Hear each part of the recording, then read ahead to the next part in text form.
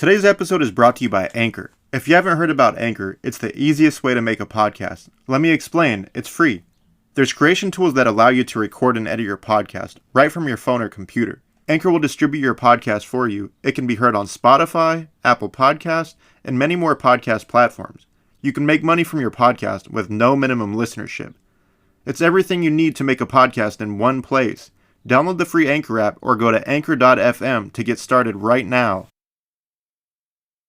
Unforbidden Truth. Welcome to Unforbidden Truth. I'm Andrew. On this episode, I'll be speaking with convicted Ohio murderer Jeffrey Hill. Jeffrey Hill is convicted of murdering his mother, Emma Hill. He stabbed his mother to death in 1991. As she lied dying dead in her Cincinnati apartment, he took $20 that she had on her at the time to spend on drugs. He returned later that day as she was dead and took another $80 from the apartment. He was arrested later that night and he was charged with aggravated robbery, aggravated murder, and theft. Hill was ultimately convicted and sentenced to death on June 19, 1992.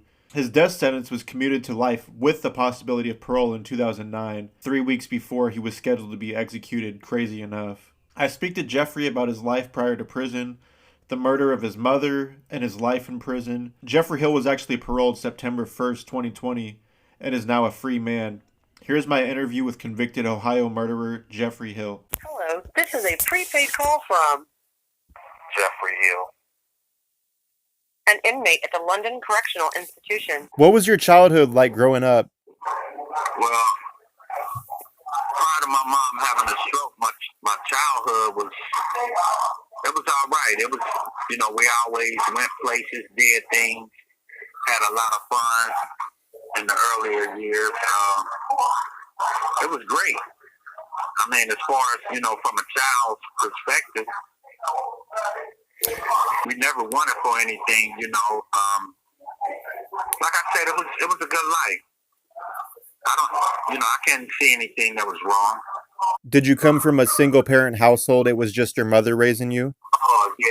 We came from a single-parent household. It was me and my brother. So you came from a fairly decent childhood. Was there any type of trauma, abuse, sexual, physical, emotional from your mother or anybody in your family that was either done onto you or your brother or both? No, not earlier on in our childhood, no. Did you ever suffer any type of abuse in your life? I mean, like after my mom had her stroke, she changed. She became what people called abusive. How old were you when she had her stroke? About 10. What kind of behaviors did she exhibit towards you and your brother after her stroke? So prior to her having a stroke, I don't never really recall her whooping us to the extreme to where, like, we got whoopings, but we got whoopings with switches and stuff like that. Switches. When I say switch, a switch off a tree, she would whoop us with switches or a belt. But after she had her stroke, the whoopings got extreme. We would get whooped with racing cars. Those, what was the yellow Indy car racetracks? Were these beatings due to disciplinary behaviors? Was she trying to punish you, or was she just trying to straight out abuse you with no reason? I guess you couldn't really justify a beating. I said it was justified because, it was always at the onset of me doing something wrong or me violating one of her rules. This call is originating from an Ohio correctional facility and may be recorded and monitored. So she would whip us with brooms, mop handles. That's how the beatings went. Whatever she grabbed, that's what the whipping was going to be based upon. Right. Did you resent your mother growing up because of that? At the time, I didn't know I resented her. But I definitely harbored some feelings towards her because, I just thought it was extreme, but I didn't know it was extreme. I just knew that I had to get up out of there. I couldn't take too much of that. Let's fast forward a little bit in your life. What was your school life like, early years, elementary, middle school, and high school. I know you dropped out in ninth grade, but up until ninth grade, what was your behavior like in school? Were you a good student, class clown, bully, picked on? I was good. I love school. I would get A's and B's in school. I wasn't bullied in school or nothing like that. I don't never recall being bullied. I know I wasn't bullied. I was too quick to be bullied. So you dropped out of high school in ninth grade. What were the circumstances with that? I had to take care of my mom because she, due to her stroke, she was limited with what she could do. She was paralyzed, right? Was it her entire body, left side, or? Nah, it was her right side. You drop out of school in ninth grade to take care of your mother that's paralyzed. Let's get into your case. When you were 26 years old, you murdered your mother by stabbing her 10 times in her Cincinnati apartment. Can you explain what led up to the murder at that point in time? What pushed you to do this? Why? What was the motive? What was going on in my life during that time? It was chaotic. I had a lot of responsibility. Now, let me explain something. I'm not making any excuses for anything that I did. I take full responsibility for what I did. I'm not trying to minimize anything or justify bad behavior. I'm not trying to do any of that. I'm just telling you the facts of what happened that led up to me stabbing my mother, as you say, 10 times. During that time of my life, I just had a lot of different things going on. And everything started with my dad passing, like months prior to that. My dad died he died of cancer. And when I didn't find out until he was in his final stages what was really going on. Even though I was there, nobody was telling me what was going on. And by the time I found out how serious it was, he just died. And it put me in a bad place. The day that I buried my father, I was high. I had started doing crack cocaine when I found out that he was dying. Was that the first time you smoked crack, or had you done it prior to that? No. It was around the time that my father was dying. When I found out that he was dying, that's when I got hooked on the crack. So during that time, I was struggling to deal with everything that was going on, trying to bury him,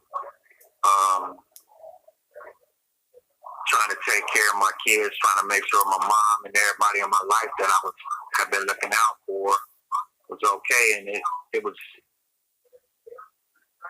like I was carrying all this weight and I didn't know how to carry it. And I felt that I didn't have anybody there that I could talk to, so I turned to drugs. And I thought I was in control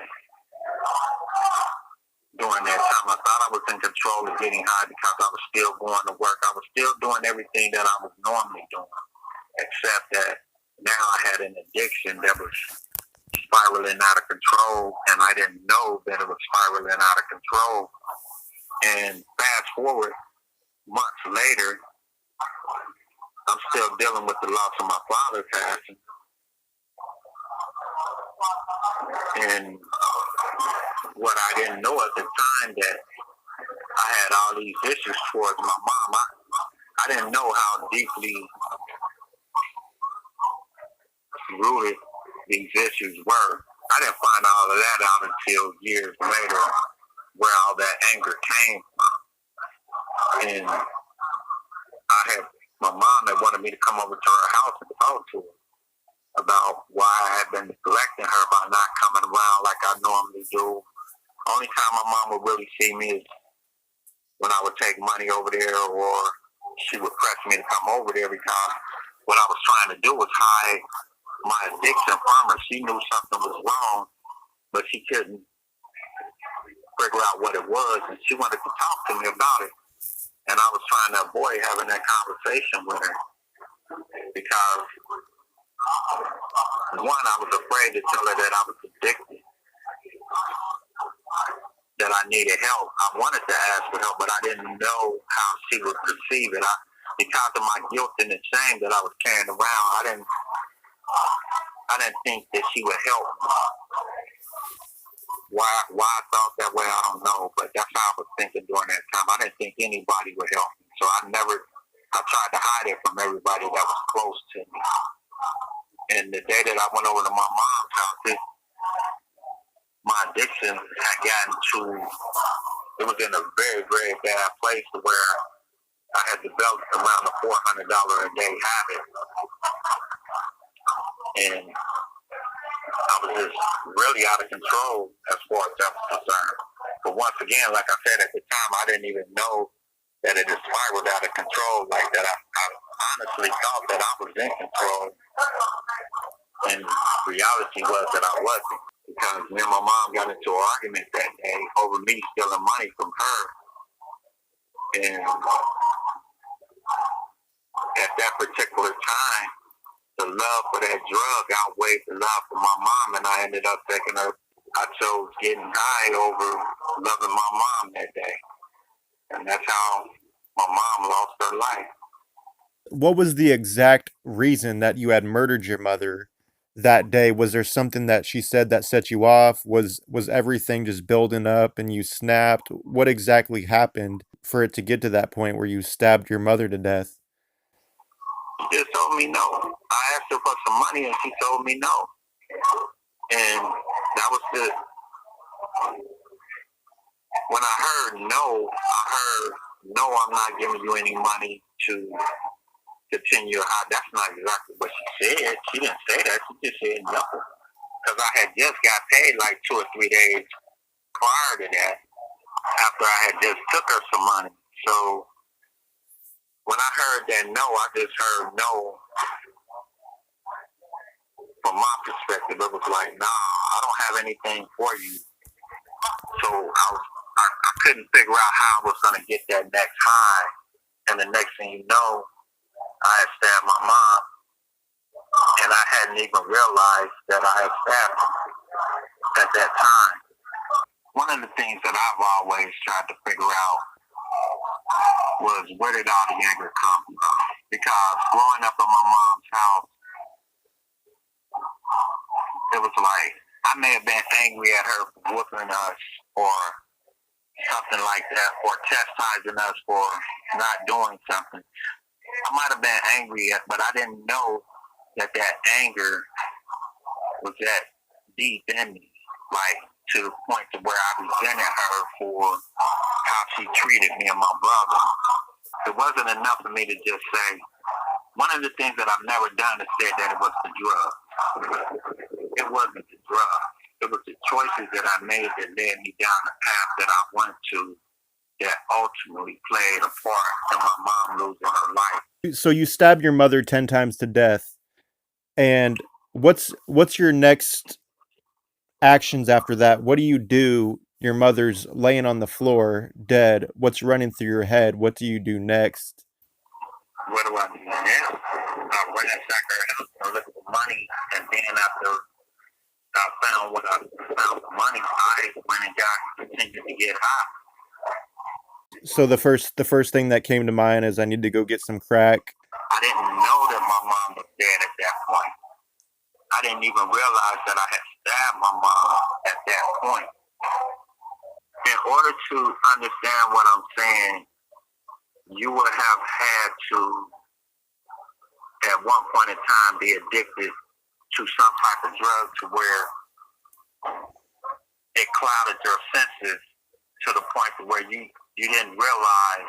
It was kind of like a blackout. I had blacked out what I had done. My only concern was getting that high. As crazy as it sounds, that's what was going through my mind.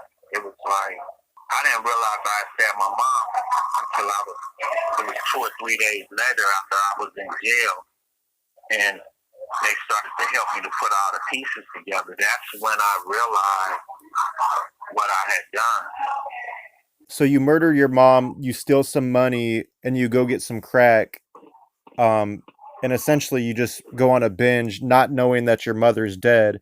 And after you realize your mother is dead, do you realize you're the one responsible for this? Do you think somebody else did it? Do you remember the events of the murder even days later? I went through a phase to where I thought somebody else did it. It couldn't have been me. I went through that phase, but the reality of the situation was it was me. And once I realized that it was me, I had to start dealing with that. But I still didn't know how to deal with that because once again I was still feeling the effects of being high.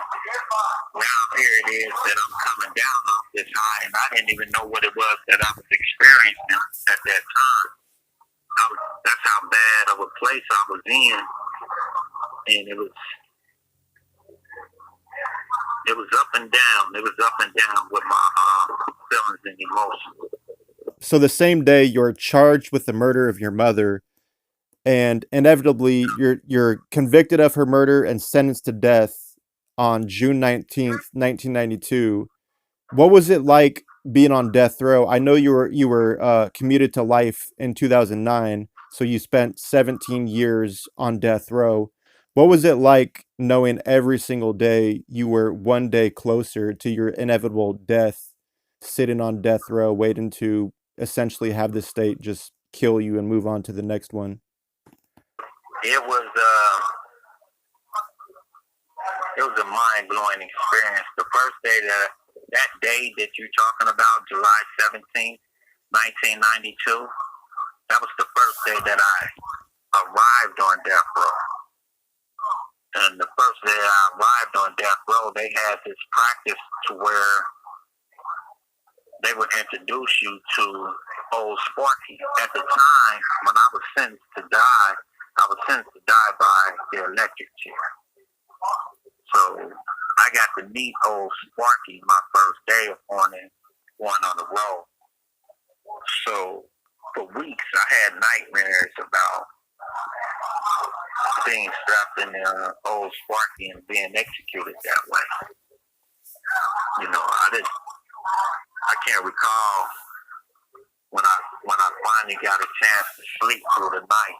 It was that long because I was surrounded by death. I was surrounded by guys that had the same type of sentence that I had, and trying to talk to them about some of the things that I was feeling, I couldn't talk to them about it, and I couldn't write home and talk to my family them about it because I didn't want to cause them any more pain. So I had to deal with it. And it was one of those situations to where every time I closed my eyes, I saw what my fate looked like. And during that time, and I still feel this way today, that was the appropriate sentence for me. It was justified. A life for a life. That was the right sentence. I've never disputed that. I've never said anything. So whatever it was that I had to experience during that time, I was okay with it. And it was never a moment of peace. Because at any time, they could have came and opened the door and said, it's time for you to take the walk to the death chamber. That's what my constant fear was every day. It was, when was it going to happen?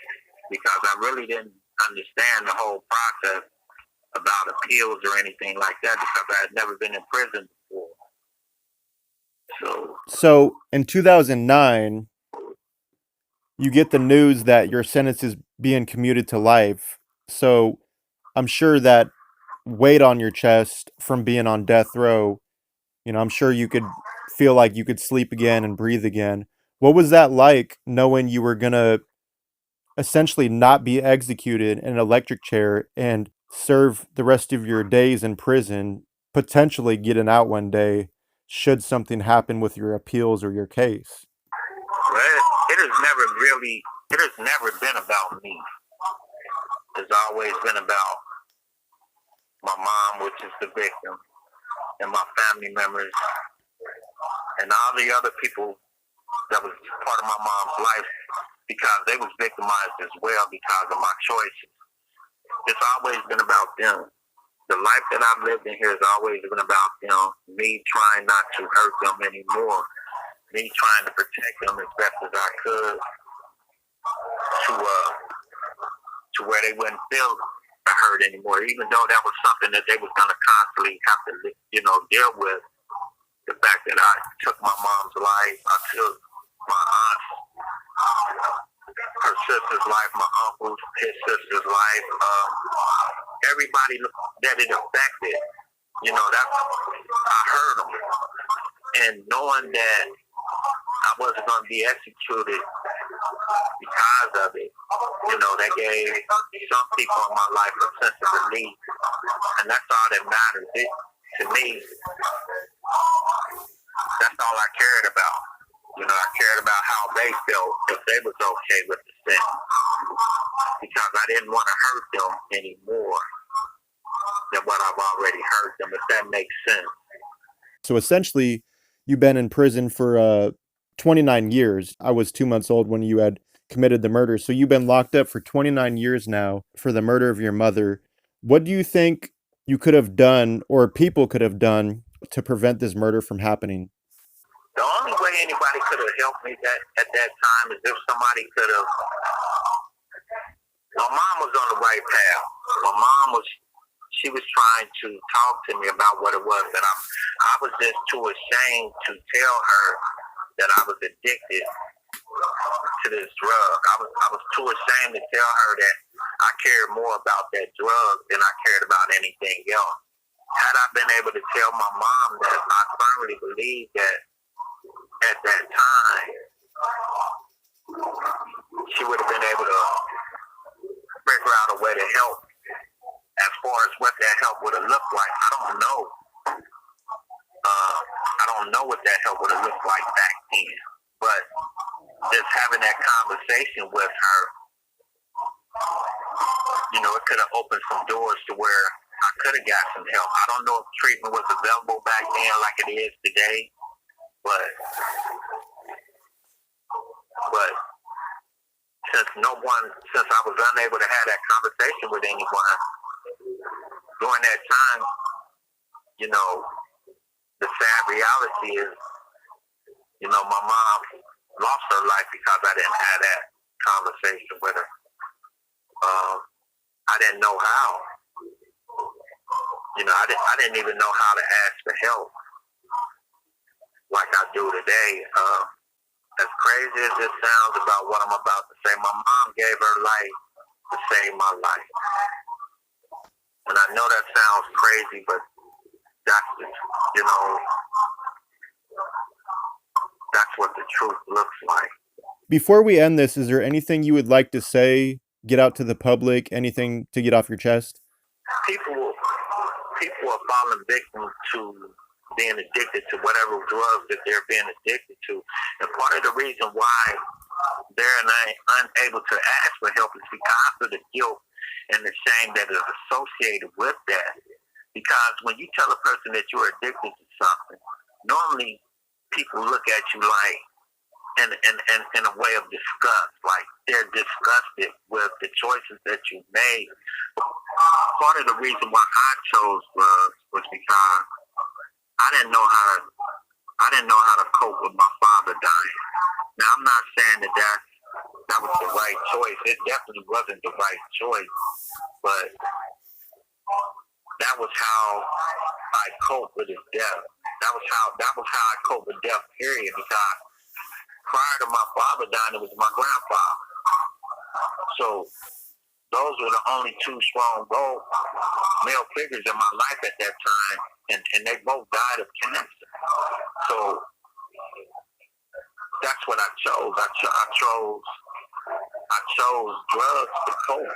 That was my coping mechanism, and I know now that the choices that I made. But when you're dealing with people that are dealing with addiction, there trying to make it. I mean, you know, when we're trapped in that state of mind, we make excuses for you know, our choices. We try to run from that. There's a lot of underlying issues that we're struggling with that we can't get in front of at that time because our minds are clouded by that addiction. And, you know, when you try to tell your loved ones that you need help, that's a hard thing to do. It's not always an easy thing to do.